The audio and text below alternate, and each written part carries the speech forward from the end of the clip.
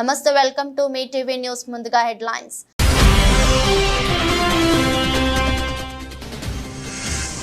సుంకిసాల ప్రాజెక్టును సందర్శించిన మంత్రులు ఉత్తమ్ కుమార్ రెడ్డి, తుమ్మల నాగేశ్వరరావు. కూలిపోయిన సుంకిసాల సైడ్ వాల్ ప్రదేశాన్ని పరిశీలించిన మంత్రులు.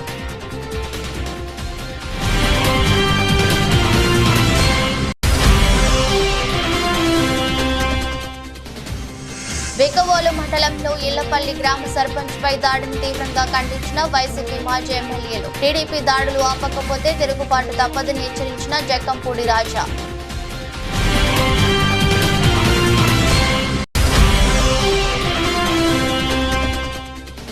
తెలంగాణలో కటకటాల పాలైన మరో అభివృద్ధి అధికారి. నిజామాబాద్ నగర పాలక సంస్థ సూపరింటెండెంట్ నివాసంలో ఏసీబీ సోదాలు. 6.07 కోట్ల ఆస్తుల స్వాధీనం.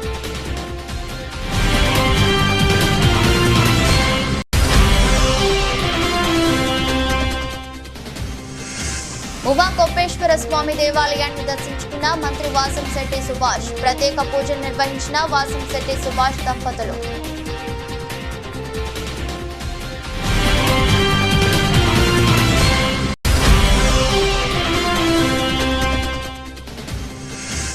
పారిస్ ఒలింపిక్స్ భారత ఖాతాలో మరో పథకం. రెజ్లింగ్ లో కాంస్యం గెలిచిన అమన్ సేవరావత్.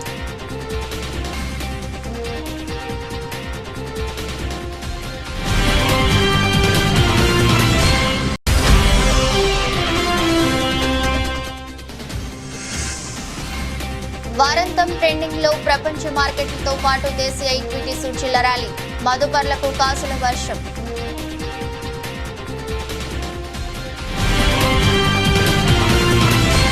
నల్గొండ జిల్లా పెద్ద ఊరు మండలంలోని సుంకిసాల ప్రాజెక్టును భారీ నీటిపారుదల శాఖ మంత్రి ఉత్తమ్ కుమార్ రెడ్డి, వ్యవసాయ శాఖ జిల్లా ఇన్ఛార్జి మంత్రి తుమ్మల నాగేశ్వరరావు, శాసన మండలి చైర్మన్ గుత్తా సుఖేందర్ రెడ్డి సందర్శించారు.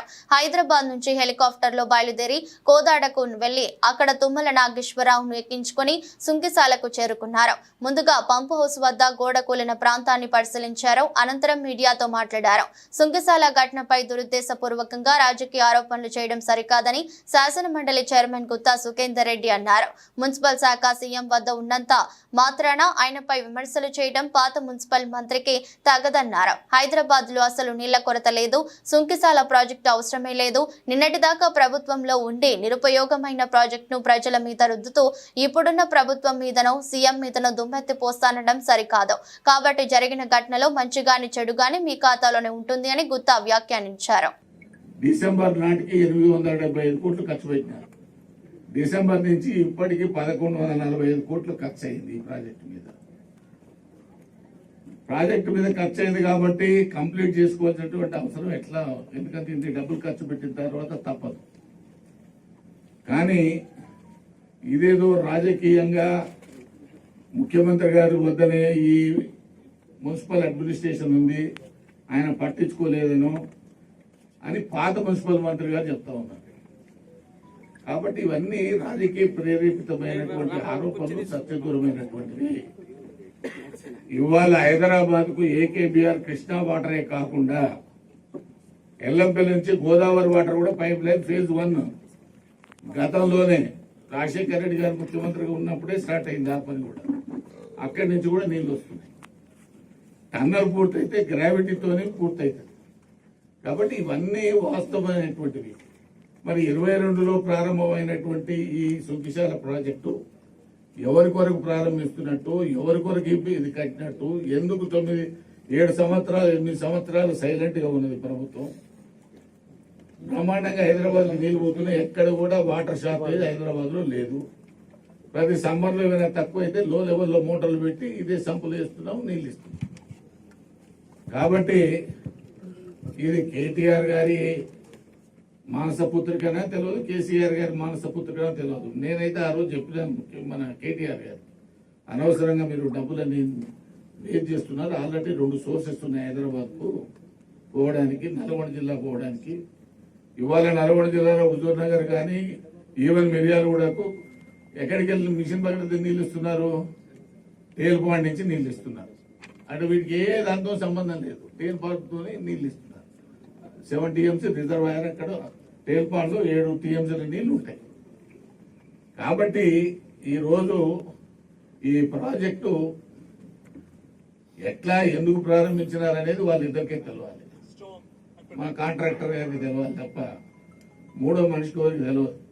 టెక్నికల్ గా ఇప్పుడు కాంట్రాక్టర్ కడతాడు, దానివల్ల ప్రభుత్వానికి నష్టం వచ్చేది ఏం లేదు, మేము ప్రభుత్వం మీద పైసా బడన్ అనేది అది రెండో విషయం. కానీ రాజకీయ పరమైనటువంటి విమర్శలు చేయడం చాలా దుర్బుద్ధితో కూడుకున్నటువంటిది.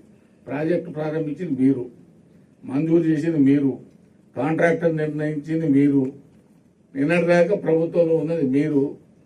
ఇవాళ ఇప్పుడున్న ప్రభుత్వం మీదనో ముఖ్యమంత్రి గారి మీదనో దుమ్మెత్తి కోసుకోవడం అనేటువంటిది మంచిది కాదు. ఎందుకంటే బాధ్యతాయుతంగా మీరు వ్యవహరించినటువంటిది. కాబట్టి దీనికి తప్పు కానీ మంచి కానీ ఒప్పు కానీ చెడు కానీ అంతా మీ ఖాతాలోనే ఉంటుంది తప్ప రేవంత్ రెడ్డి గారి ప్రభుత్వం మీదనో ఉత్తమ్ కుమార్ రెడ్డి గారి మీదనో కోమటిరెడ్డి వెంకరెడ్డి గారి మీదనో లేకపోతే ఇంకోరి మీదనో తుమ్మల నాగేశ్వరరావు మీద ఇచ్చేదానికి అవకాశం లేదు. టీడీపీ అధికారంలోకి వచ్చాక రాష్ట్ర వ్యాప్తంగా చేస్తున్న దాడులకు, అరాచకాలకు అనపర్తి పరాకాష్ఠగా మారిందని జిల్లా వైసీపీ అధ్యక్షుడు రాజానగరం మాజీ ఎమ్మెల్యే జక్కంపూడి రాజా విమర్శించారు. పవన్ కళ్యాణ్ బీజేపీలతో జతకట్టి సూపర్ 6 పథకాలు, రకరకాల హామీలు గుప్పించి పదే జగన్మోహన్ రెడ్డి మీద బురద చల్లి అధికారంలోకి వచ్చిన తెలుగుదేశం ప్రజలకు మంచి చేయడం మీద దృష్టి పెట్టడం లేదని ఆయన ధ్వజమెత్తారు. తమకు ఓట్లు వేయని వారిని ఏ విధంగా ఇబ్బందులకు గురి చేయాలి, ఎలా హతమార్చాలి, వారి మీద ఎలా కేసులు బనాయించాలి, వాళ్ళ ఆస్తులు ఎలా కూలగొట్టాలి అనే దానిపైనే వారి ఆలోచన నిమగ్నమై ఉందని విమర్శించారు. జగన్ కంటే రెట్టింపు పథకాలు ఇస్తామని హామీ ఇచ్చిన కూటమి మాటలు ప్రజల నమ్మి అధికారం ఇచ్చినందుకు ప్రజలను మోసం చేయకుండా కూటమి ప్రభుత్వం మేలు చేయాలని హితవు పలుకుతున్నామన్నారు. దాడులు ఆపకపోతే, పథకాలు అమలు చేయకపోతే ప్రజా తిరుగుబాటు తప్పదని అన్నారు. తెలుగుదేశం దాడులకు నిరసనగా పార్టీ అధినేత జగన్మోహన్ రెడ్డి నేతృత్వంలో ఢిల్లీలో నిరసన తెలియజేశామని, ఇంకా కూటమి ప్రభుత్వం దాడులు కొనసాగిస్తే రాజమండ్రి, కాకినాడ వంటి నగరాల్లో సైతం నిరసన కార్యక్రమాలకు దిగుతామని హెచ్చరించారు. కష్టాల్లో పాలు పంచుకొని ప్రజలకు అండగా ఉండేందుకు జిల్లా పార్టీ అధ్యక్షులు జక్కంపూడి రాజా, అనపర్తి మాజీ శాసనసభ్యులు డాక్టర్ సత్తి సూర్యనారాయణ రెడ్డి తాను ఎల్లప్పుడూ అందుబాటులో ఉంటూ కార్యకర్తలకు, ప్రజలకు అండగా ఉంటామని చెప్పారు. ఓట్లు వేయనటువంటి వాళ్ళని ఇబ్బందులకు గురి చేయాలి, హతమార్చాలి, వాళ్ళ మీద లేనిపోని కేసులు బనాయించాలి, లేక వాళ్ళ ఆస్తుల్ని ఏ రకంగా కూలగొట్టాలి అనేటువంటి కార్యక్రమం మీదే వాళ్ళ ఆలోచన అంతా కూడా నిమగ్నమై ఉంది. ఇది ఏమాత్రం కూడా ప్రజాస్వామ్యంలో ఏమాత్రం కూడా మనం పర్మిట్ చేయకూడనటువంటి పరిస్థితి. మరి ఈవేళ ఇటువంటి పరిస్థితులకి తిరుగుబాటు అనేటువంటిది ఆంధ్ర రాష్ట్రం మొత్తానికి ఈ ఎల్లపల్లి గ్రామం నుంచే మొదలైందనేటువంటి ఎక్కడికి పోతా ఉన్నాం మనం, ఏ రకమైనటువంటి ఆలోచన ఇటువంటి వ్యక్తులు చేస్తూ ఉన్నారు, ఎటువంటి ప్రజాప్రతినిధులు మనం ఎన్నుకున్నాం అనేటువంటిది ఖచ్చితంగా ప్రతి ఒక్కరూ కూడా ఆలోచన చేయాల్సినటువంటి అవసరం ఉంది. ఇవాళ కేవలం మీ కంటికి మీ ఎదురుగుండా కనిపిస్తా ఉన్నటువంటి మీ సర్పంచ్ గారు ఒకరే కాదు, ఇవాళ అదృష్టవశాత్తు మీ అందరూ ఏకమై మీ ఐకమత్యంతో ఆయన్ని కాపాడుకోగలిగారు. కానీ ఇటువంటి వాళ్ళు వందల మంది, వేల మంది ఇప్పటికే పాపం చిత్రహింసలకు గురయ్యారనేటువంటిది ప్రత్యేకించి ఈ నియోజకవర్గంలో చివరిగా ఒకే ఒక్క మాట వైఎస్ఆర్ కాంగ్రెస్ పార్టీ శ్రేణులకు కానీ సామాన్యులకు కానీ అందరికీ కూడా స్పష్టంగా ఒకటే చెప్తా ఉన్నాం. ఇంకొక ఇన్సిడెంట్ కానీ అనపర్తి నియోజకవర్గంలో జరిగితే ఈసారి వాళ్ళ కార్లు వేసుకుని వాళ్ళ రౌడీల్ని, గోండాల్ని పెట్టుకుని మన ఇళ్ల మీదకి రావడం కాదు. ఈ గ్రామంలో ఏదైతే తిరుగుబాటు మొదలైందో రేపు ఇంకొక ఇన్సిడెంట్ కనుక జరిగితే ఇదే రామకృష్ణారెడ్డి ఇంటికి వేల మందితో మేమెళ్తాం అనేటువంటి మాటని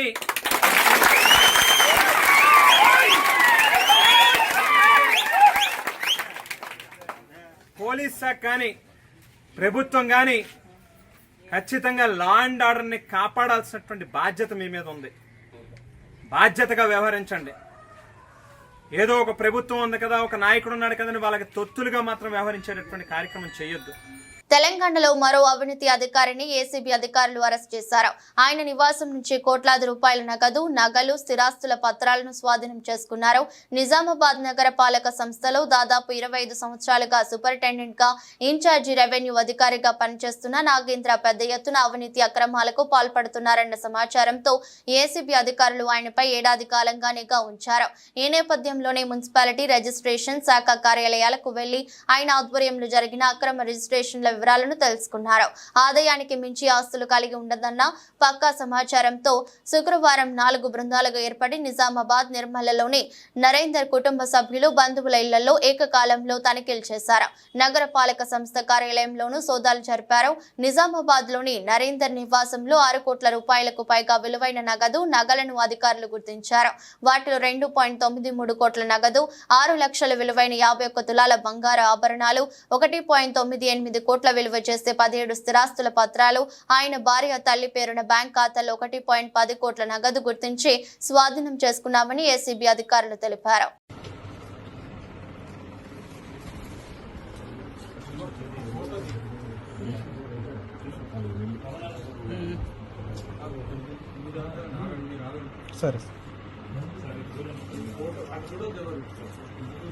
కొత్తపేట పలివెల గ్రామంలో కొలువై ఉన్న శ్రీ ఉమా కోపేశ్వర స్వామి దేవాలయాన్ని దర్శించుకొని ప్రత్యేక పూజలు నిర్వహించిన ఆంధ్రప్రదేశ్ కార్మిక శాఖ మంత్రి వాసంశెట్టి సుభాష్ దంపతులు కోనసీమ పుణ్యక్షేత్రాలలో ఒకటిగా పేరుగాంచిన ఉమా కోపేశ్వర స్వామి దేవాలయం పలివెల గ్రామంలో ప్రసిద్ధిగాంచింది.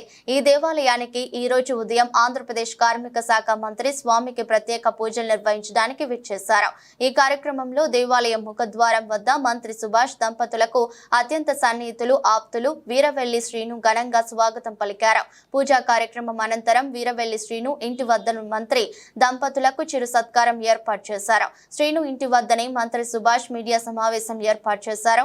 ఈ సమావేశంలో మంత్రి సుభాష్ మాట్లాడుతూ ఆంధ్రప్రదేశ్ ను స్వర్ణాంధ్రప్రదేశ్ గా మార్చడమే ముఖ్యమంత్రి చంద్రబాబు నాయుడు లక్ష్యమని తెలియజేశారు. జిల్లాల్లో ఉన్న రోడ్లు మరియు తాగునీరు సమస్యలను వెంటనే పరిష్కరిస్తామని తెలిపారు. కార్యక్రమంలో పాల్గొన్న నాయకులకు, కార్యకర్తలకు వీరవెల్లి శ్రీను అల్పాహారం అందించారు. 2 నెలల పాలనలో చంద్రబాబు నాయుడు గారు నిరంతరం పేదవాళ్ళ కోసం, పేదవాళ్ళకి అందవలసిన సంక్షేమ పథకాల కోసం నిరంతరం డిపార్ట్మెంటల్ రివ్యూలు, కలెక్టర్లతో రివ్యూలు అన్నీ జరుగుతూ ఉన్నాయి. ఆయన నాకు తెలిసి 5-6 గంటలు మాత్రమే నిద్రపోతూ ఉన్నారు. మిగతా 18 గంటలు నిరంతరం రాష్ట్ర అభివృద్ధి కోసం అందరితోని రివ్యూలు పెట్టి అన్ని డిపార్ట్మెంట్లు కూడా పనిచేసే విధంగా ముందుకు సాగుతూ ఉన్నారు. చంద్రబాబు నాయుడు గారు మా క్యాబినెట్లో ఇచ్చిన సూచనలు ఒకటే, నేను పడుకోను, మిమ్మల్ని పడుకోను, నిరంతరం ప్రజల మధ్య ఉండండి, ఏ అంగు ఆర్భాటాలకు పోకండి అని చెప్పడం జరిగింది. ఇంకా విషయానికి వస్తే మరి మన సాక్షి టీవీ అధినేత జగన్మోహన్ రెడ్డి గారి విషయానికి వస్తే ప్రజలు ఏకంగా ఆయనకి 10 మంది శాసనసభ్యులు ఇచ్చారు. మరి ఆయన ఈ రోజు వరకు కూడా ఒకసారి వచ్చారు సేవ్ డెమోక్రసీ అని, మొదటి రోజున వచ్చాడు ఆయన, ఎవరు లేని టైంలో వచ్చి అసెంబ్లీలో త్వరగా వెళ్ళిపోయాడు. ఆయన్ని ముఖం చూపించడానికి కూడా ఆయనకి టైం ఉంటుంది. టైం అంటే భయం. గత ప్రభుత్వంలో చేసిన అవినీతి గురించి ప్రశ్నిస్తారనే భయం. అదేవిధంగా ఏ డిపార్ట్మెంట్ మీద ఆయనకు హోల్డ్ లేదు. సరిగ్గా ఆయన్ని ఓ డిబేట్లో కూర్చోబెడితే కనీసం ఈ 175 మంది ఎమ్మెల్యేలతో ఒకరితో కూడా డిబేట్ 164 ఎమ్మెల్యేలతో ఒక్కరితో కూడా డిబేట్ కూర్చోని పరిస్థితి అయింది. అదేవిధంగా సేవ్ డెమోక్రసీ 34 మంది వైసీపీ నేతలను చంపేశారని ఒక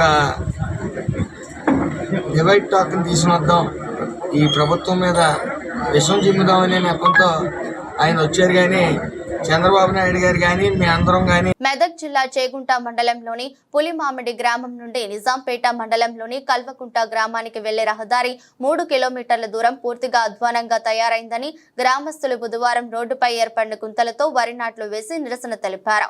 ఈ సందర్భంగా గ్రామస్తులు మాట్లాడుతూ గత 7-8 ఏళ్ల నుండి ఈ రోడ్డు ఇలాగే ఉందన్నారు. పాలకులు మారినా ఈ రోడ్డును పట్టించుకున్న పాపాన పోలేదని ఆవేదన వ్యక్తం చేశారు. పులిమామిడి నుండి కల్వకుంటకు వెళ్లే రోడ్డు 3 కిలోమీటర్ల దూరం పూర్తిగా గుంతలమయంగా మారిందని, గుంతల వల్ల బైక్లు స్కిడ్ అయి కింద పడుతున్నారని ఆవేదన వ్యక్తం చేశారు. అధికారులు వెంటనే స్పందించి రోడ్డు మరమ్మతులు చేపట్టి సమస్యను పరిష్కరించాలని గ్రామస్తులు కోరుతున్నారు. ఇది పుల్మాడ్ నుంచి కల్వకుంట రోడ్. ఇది 7-8 ఏళ్ళు అవుతుంది ఇట్లా ఉండబట్టి.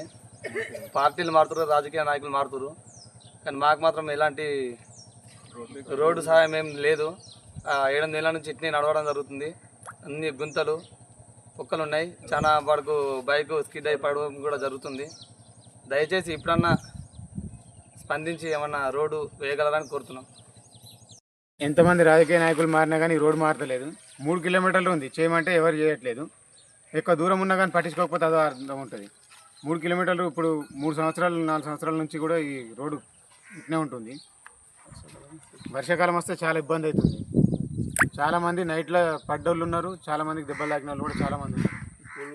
దీన్ని కొద్ది తొందరగా పరిష్కరించాలని కోరుతున్నారు. ఆర్టీసీని ఆదాయ వనరులుగా తీర్చిదిద్దాలని, తద్వారా సంపద సృష్టించుకునేందుకు అవకాశం కలుగుతుందని శ్రీకాకుళం ఎమ్మెల్యే గొండు శంకర్ అన్నారు. నగరంలోని ఆర్టీసీ కాంప్లెక్స్ ఆవరణలో ఎంప్లాయీస్ యూనియన్ నూతన కార్యాలయాన్ని శ్రీకాకుళం ఎమ్మెల్యే గొండు శంకర్ గురువారం ప్రారంభించారు.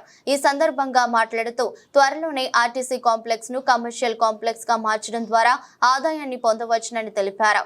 విజయవాడకు బస్సు మాదిరిగానే తిరుపతికి కూడా బస్ సౌకర్యాన్ని కల్పిస్తే సిక్కోలు వాసులకు ఎంతో ఉపయోగకరంగా ఉంటుందన్నారు. సూపర్ 6 ను ఖచ్చితంగా అమలు చేసి తీరుతామన్నారు. ఇప్పటికే పింఛన్లను పంపిణీ చేస్తున్నామని, ఆగస్టు 15 నుంచి అన్న క్యాంటీన్ ను ప్రారంభిస్తామని తెలిపారు.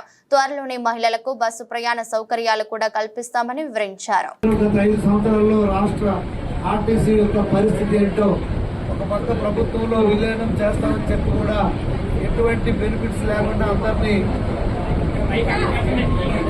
20 సంవత్సరంలో ముంచేసినట్టు వదిలేసిన పరిస్థితి. అయితే ఇప్పుడు ప్రత్యేకమైన శ్రద్ధ తీసుకొని మహిళలకు కూడా ఉచిత ఆర్టీసీ ప్రయాణం మనం చేస్తున్న సందర్భంగా ఈరోజు ఆర్టీసీని బలోపేతం చేయడం కోసం మళ్ళీ అలాగే ప్రజా రవాణా కాదు, మార్గో కూడా కమర్షియల్ రవాణాను కూడా బలోపేతం చేయడానికి పెద్ద ఎత్తున రాష్ట్ర మంత్రివర్యులు కానీ అలాగే గౌరవ ముఖ్యమంత్రి వర్యులు ఎన్డీఏ కూటమి ప్రభుత్వం చిత్తశుద్ధితో ఉంది. ఆ కార్గో కూడా అప్పుడు టీడీపీ టైంలోనే ప్రారంభించడం జరిగింది. దాన్ని ఇంకా బలోపేతం చేసి మరింత మెరుగైన సేవలు ప్రయాణికులకు కానీ ప్రజలకి అందించడం కోసం చిత్తశుద్ధితో ఉంది. అలాగే ఎంప్లాయీస్ యొక్క సమస్యలపైన కూడా ప్రభుత్వం చిత్తశుద్ధితో ఉంది. మనకందరికీ తెలిసిందే, ఇప్పుడు ఆర్థికంగా మొన్న శ్వేతపత్రం రిలీజ్ చేయడం జరిగింది. ఎంత ఘోరమైన పరిస్థితిలో ఉందో. అడ్డగోలుగా ఆర్టీసీని దుర్వినియోగం చేసి ఆ డబ్బులు బకాయిలు ప్రభుత్వం నుండి ఆర్టీసీకి ఇవ్వకుండా దారుణమైన పరిస్థితికి నెట్టవేయబడింది. ఒక్క బస్సు కూడా కొనలేని పరిస్థితులు గత 5 సంవత్సరాలు ఇప్పుడే చెప్పారు దామోదరరావు గారు. అందుకే పెద్ద ఎత్తున రాష్ట్ర వ్యాప్తంగా కొత్త బస్సులు అలాగే హైర్ కూడా తీసుకోవడం జరిగింది. మొన్న రీసెంట్ గా విజయవాడకి ఇక్కడ నుండి కొత్త సూపర్ లగ్జరీ బస్సు ఒకటి వేయడం జరిగింది. అలాగే semi express, super express Vizianagaram 2 వేయడం కూడా జరిగింది. అలాగే ఇంకా బస్సులు రావాల్సి ఉంది. రాష్ట్ర వ్యాప్తంగా ఇప్పుడే దామోదరరావు గారు చెప్పినట్టు మహిళలకు ఉచితంగా ఇస్తే దానివల్ల ఆదాయం మీకు వస్తుంది, ఎందుకంటే ప్రభుత్వం భరిస్తుంది కనుక.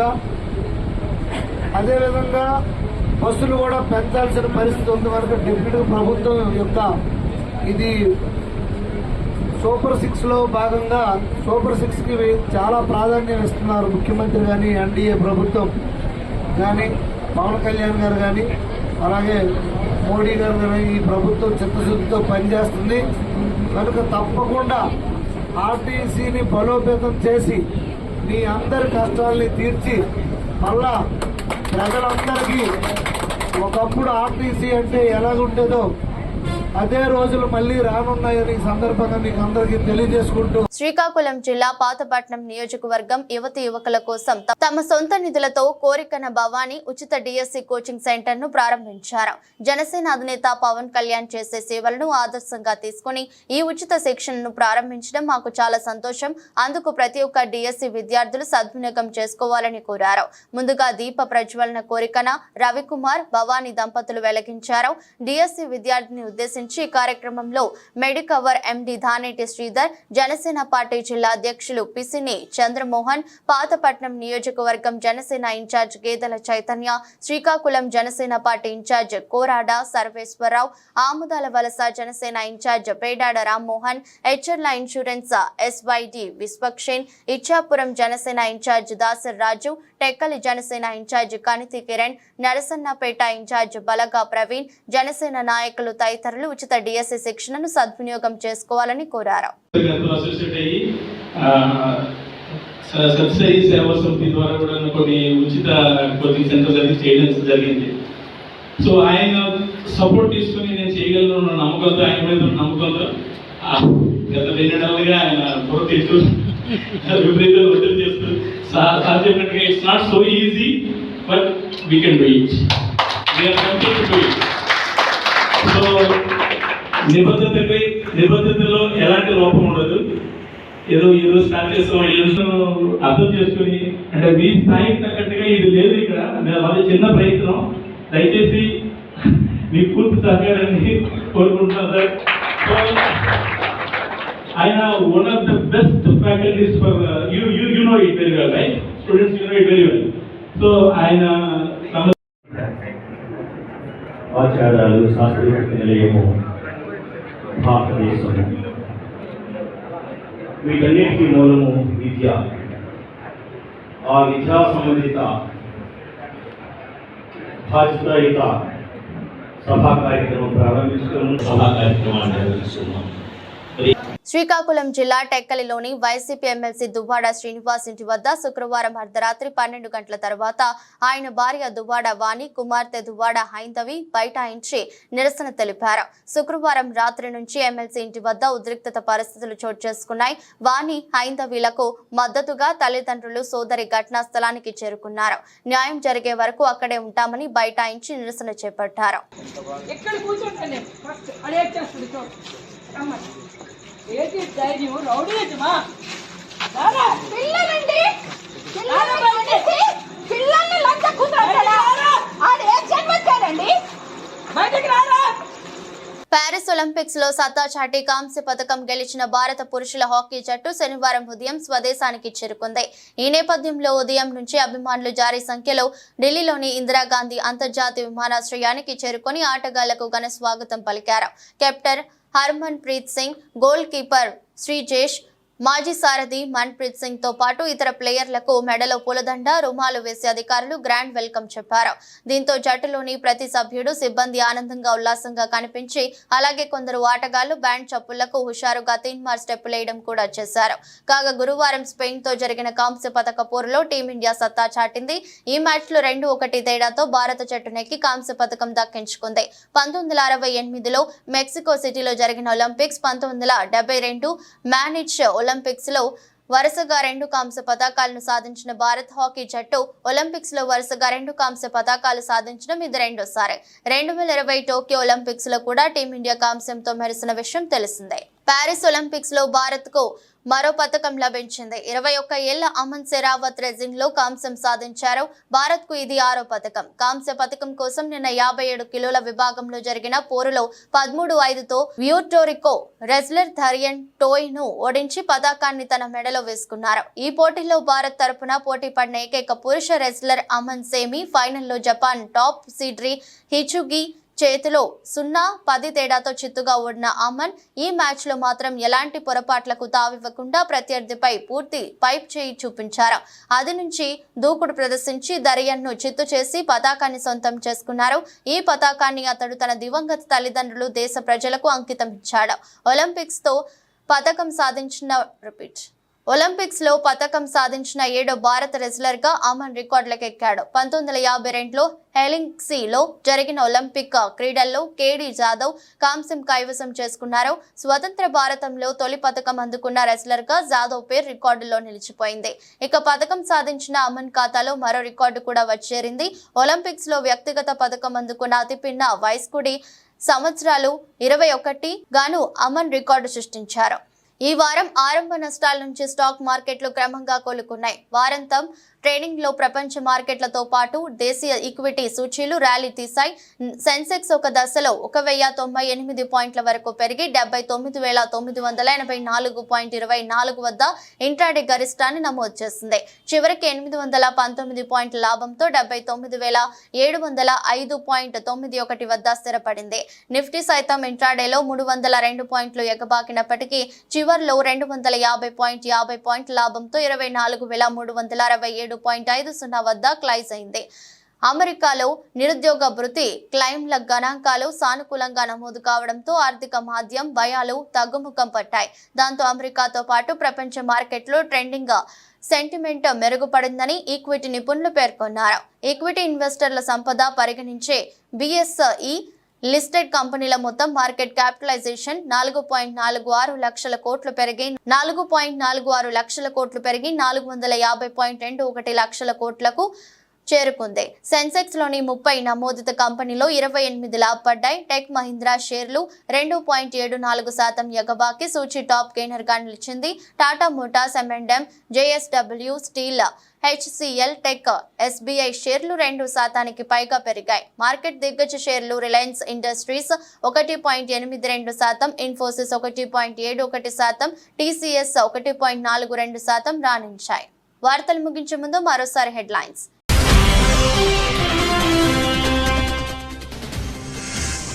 సుంకిశాల ప్రాజెక్టును సందర్శించిన మంత్రులు ఉత్తమ్ కుమార్ రెడ్డి, తుమ్మల నాగేశ్వరరావు. కూలిపోయిన సుంకిశాల సైట్ వాల్ ప్రదేశాన్ని పరిశీలించిన మంత్రులు.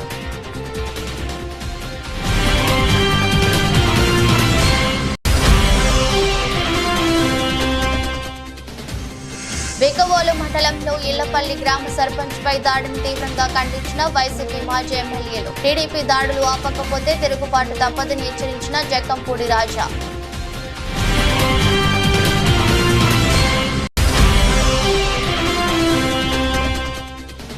తెలంగాణలో కటకటాల పాలైన మరో అభివృద్ధి అధికారి. నిజామాబాద్ నగర పాలక సంస్థ సూపరింటెండెంట్ నివాసంలో ఏసీబీ సోదాలు. 6.07 కోట్ల ఆస్తుల స్వాధీనం.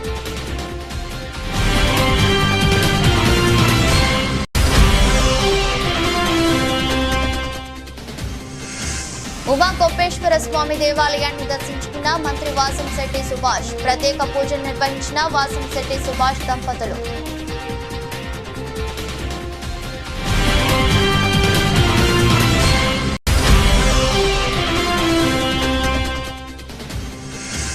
పారిస్ ఒలింపిక్స్ భారత ఖాతాలో మరో పథకం. రెజ్లింగ్ లో కాంస్యం గెలిచిన అమన్ శివరావత్.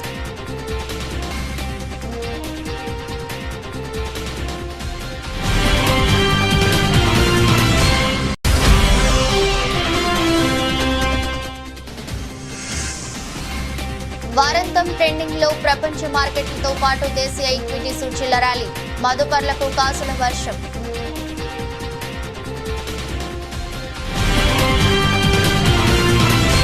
ఇది రోజు బులెటిన్. మరో బులెటిన్లో మళ్ళీ కలుద్దాం. అంతవరకు సెలవు. నమస్కారం.